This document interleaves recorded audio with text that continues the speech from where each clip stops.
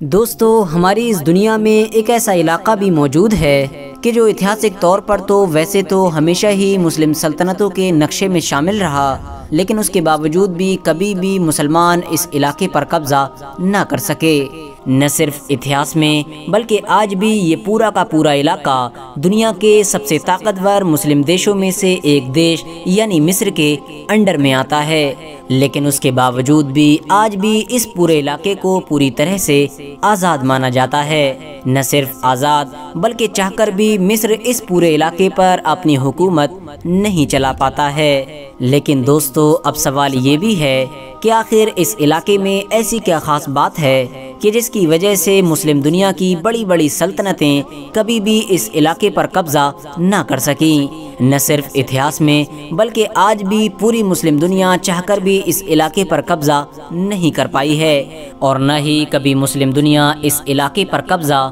کر سکتی ہے۔ دوستو، یہ علاقہ کوئی اور علاقہ نہیں بلکہ مصر کے صحرائے سینا میں موجود ایک چھوٹا سا علاقہ ہے۔ مصر کے اس مشہور اور اتہاسک ریگستان میں بہت سارے اونچے اونچے پہاڑ موجود ہیں، اور انہی پہاڑوں کے بیچ میں ایک اونچا سا پہاڑ بھی موجود ہے جس پہاڑ کی اونچائی لگ بھگ 7500 فٹ بتائی جاتی ہے، اور یہی وہ پہاڑ ہے کہ جس کو پوری دنیا میں کوہ طور کے نام سے جانا جاتا ہے۔ دوستو، آپ میں سے زیادہ تر لوگوں نے کوہ طور کا نام تو سنا ہی ہوگا۔ جو لوگ نہیں جانتے ہیں ان کو میں بتاتا چلوں کہ یہ وہی مشہور پہاڑ ہے کہ جس کو یہودی اور عیسائیوں کے ساتھ ساتھ مسلم دھرم میں بھی بہت زیادہ پوتر مانا جاتا ہے، کیونکہ دوستو یہی وہ مشہور پہاڑ ہے کہ جہاں پر آج سے لگ بھگ 3300 یا 3400 سال پہلے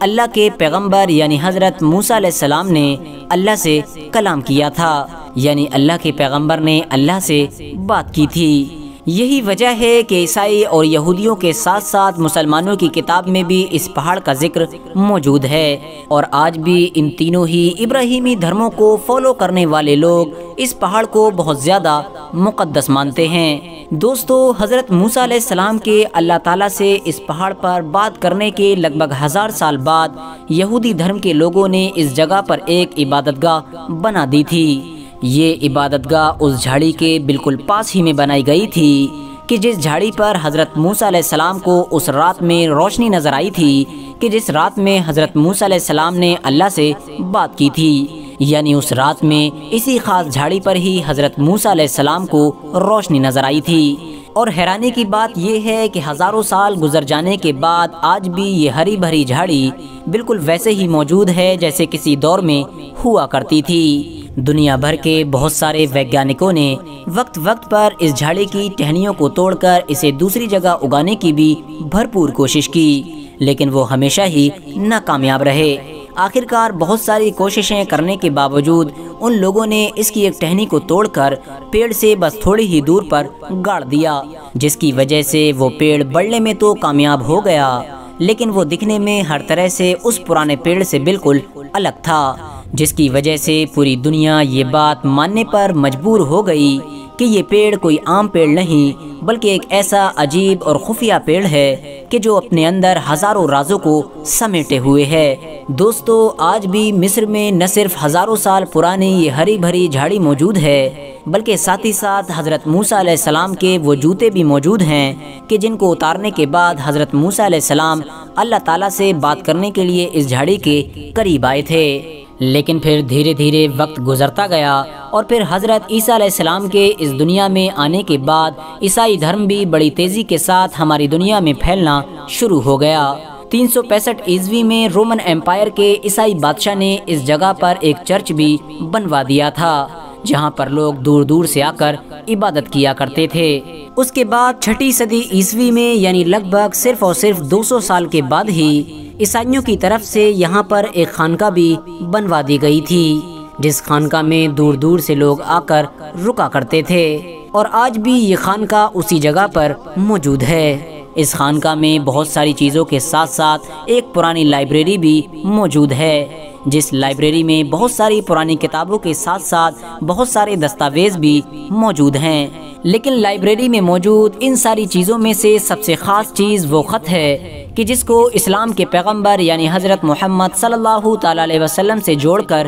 دیکھا جاتا ہے، اور اس خط کے بارے میں یہ دعویٰ کیا جاتا ہے کہ یہ خط اسلام کے آخری پیغمبر یعنی حضرت محمد صلی اللہ تعالی علیہ وسلم نے اس خانقاہ میں رہنے والے عیسائیوں کو دیا تھا۔ دوستو، ہوا یہ کہ ایک بار اس خانقاہ کے پورے سسٹم کو چلانے والے کچھ عیسائی لوگ اسلام کے آخری پیغمبر یعنی حضرت محمد صلی اللہ تعالی علیہ وسلم کی خدمت میں حاضر ہوئے اور ان کے سامنے یہ بات رکھی کہ ہم لوگوں کو یہ خطرہ ہے کہ جب مسلمان اور بھی زیادہ طاقتور ہو جائیں گے تو وہ نہ صرف ہم لوگوں کو قتل کر دیں گے بلکہ ہمارے اس پورے علاقے پر بھی قبضہ کر لیں گے۔ ان لوگوں کی یہ پریشانی سننے کے بعد پروفیٹ حضرت محمد صلی اللہ تعالی علیہ وسلم نے ان لوگوں کو یہ جواب دیا کہ میں تم لوگوں کو ضمانت دیتا ہوں کہ تم میرے اور میری امت کے ہاتھ سے محفوظ رہو گے۔ یہ سن کر ان عیسائی لوگوں نے کہا کہ بہتر ہوگا کہ آپ ہم کو یہ بات ایک ایگریمنٹ کے طور پر لکھ کر دے دیں تاکہ ہم آگے کے دور میں بھی اپنی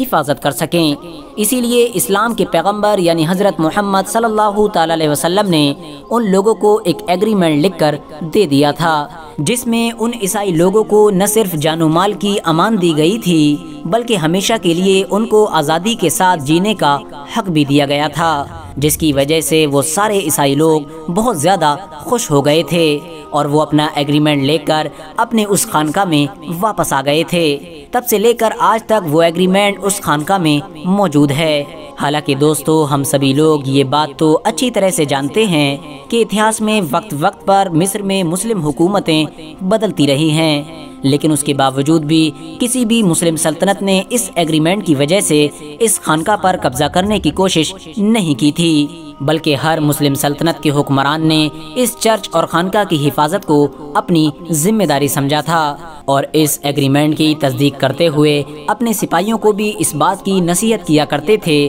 کہ وہ ہمیشہ اس علاقے کی حفاظت کریں۔ یہاں تک کہ سلطنت عثمانیہ جیسی طاقتور سلطنت نے بھی اس علاقے کو اپنے انڈر میں نہیں لیا تھا۔ 16ویں صدی میں جب سلطان سلیم نے مصر کے پورے علاقے کو فتح کیا تھا تو انہوں نے بھی مصر کے اس خاص علاقے کو آزاد چھوڑ دیا تھا، بلکہ وہ تو خود پیغمبر حضرت محمد صلی اللہ تعالی علیہ وسلم کے اس ایگریمنٹ کو اپنی آنکھوں سے دیکھنے کے لیے اس چرچ میں بھی پہنچ گئے تھے۔ دوستو، سلطنت عثمانیہ کے دور میں ہر سال مصر کا گورنر اس ایگریمنٹ کی تصدیق کرنے کے لیے باقاعدہ ایک سرکاری خط جاری کیا کرتا تھا، اور وہ سارے کے سارے خط آج بھی اس چرچ کی لائبریری میں موجود ہیں۔ فی الحال دوستو، آج کی اپنی ویڈیو کو ہم یہیں پر ختم کرتے ہیں۔ ویڈیو پسند آنے پر نہ صرف ویڈیو کو لائک کریں بلکہ اپنے فرینڈز کے ساتھ بھی ضرور شیئر کریں، اور اسی طرح کی نالجیبل اور ہسٹوریکل ویڈیوز ہمیشہ دیکھنے کے لیے ہمارے اس چینل کو سبسکرائب کر کے